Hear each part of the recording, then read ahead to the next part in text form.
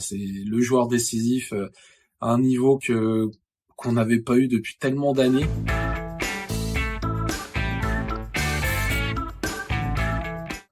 Salut à tous, on se retrouve après la magnifique victoire de l'OM à Toulouse. Encore une belle victoire, encore du jeu, encore des actions de ouf et tout.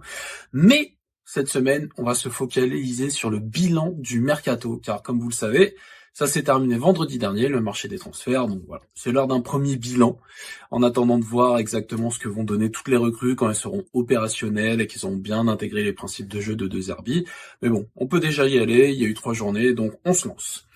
Alors, je propose qu'on commence en fait par le plus bas, le gardien, et qu'on remonte comme ça. Donc, notre ami Geronimo Rulli, il a commencé sur les chapeaux de roue avec l'arrêt d'un penalty à Brest, formidable.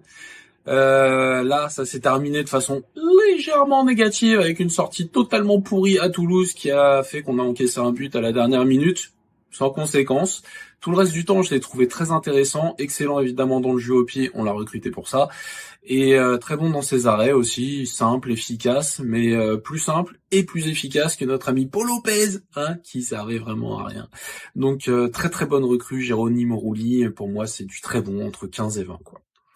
Ensuite, on remonte d'un cran, donc on a pas eu de latéral droit, ça c'est un petit peu ma déception du mercato, je pense vraiment que c'est l'un des points faibles de l'équipe pour le moment. Mais bon, c'est ainsi, on pouvait pas non plus tout changer. Ensuite, samedi, à Toulouse, il y avait notre ami Cornelius. Alors Cornelius était totalement l'inconnu quand il est arrivé.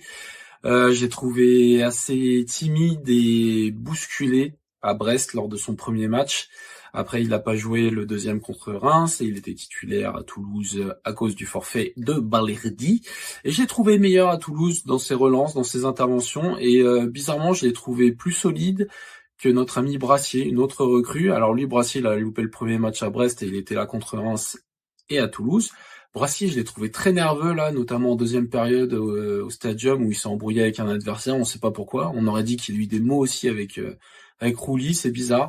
Donc est-ce qu'il a un petit peu de mal à gérer le changement de club de Brest à Marseille où la pression est plus grande?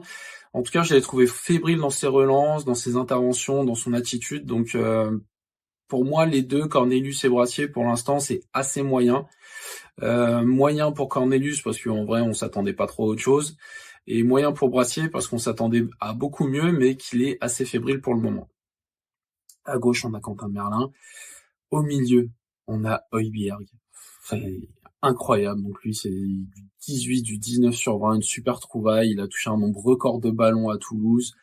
Je l'avais trouvé assez timide aussi pour ses premiers pas à Brest. Peut-être qu'il s'attendait pas à un tel impact physique en Ligue 1, mais il s'est déjà mis dedans et enfin dès Brest finalement la deuxième période avait été très bonne et il a confirmé contre Reims et à Toulouse. Enfin c'est le métronome du jeu quoi, c'est le patron dans l'entrejeu, il est là et c'est lui qui fait le premier rideau offensif, qui fait la relance, qui gère le tempo de l'équipe. C'est vraiment incroyable quoi, j'adore. Notre ami Koné blessé, donc il a toujours pas joué, on peut pas savoir. On remonte d'un cran encore, à droite on a Greenwood. Alors Greenwood c'est fou quoi, c'est le joueur décisif à un niveau qu'on n'avait pas eu depuis tellement d'années.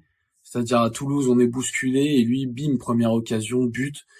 C'est impressionnant, à chaque fois qu'il touche le ballon, il y a danger, il y a un frisson quoi, il y a une excitation, c'est waouh, quelle trouvaille. Enfin, c'est pas une trouvaille parce que mais quel coup réalisé par le duo Longoria-Benassia, parce que réussir à le faire venir à Marseille alors qu'il a un niveau qui lui permettrait d'être dans les meilleurs clubs du monde, bravo, bien joué.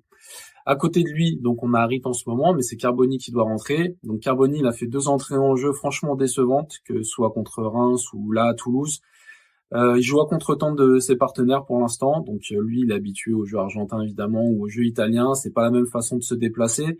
Après il a la chance d'avoir De Zerbi comme entraîneur qui va peut-être lui apprendre plus de choses. Mais en tout cas voilà, souvent ses partenaires partaient dans le zig, ils mettaient la balle dans le zag.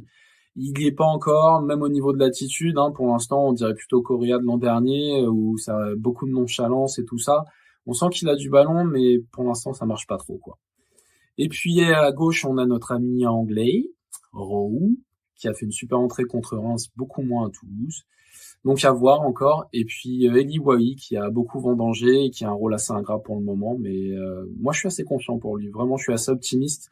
Il a beaucoup de qualité et je suis sûr qu'il va s'imposer. Voilà, c'était mon bilan du mercato. J'attends le vôtre. Bonne semaine à tous.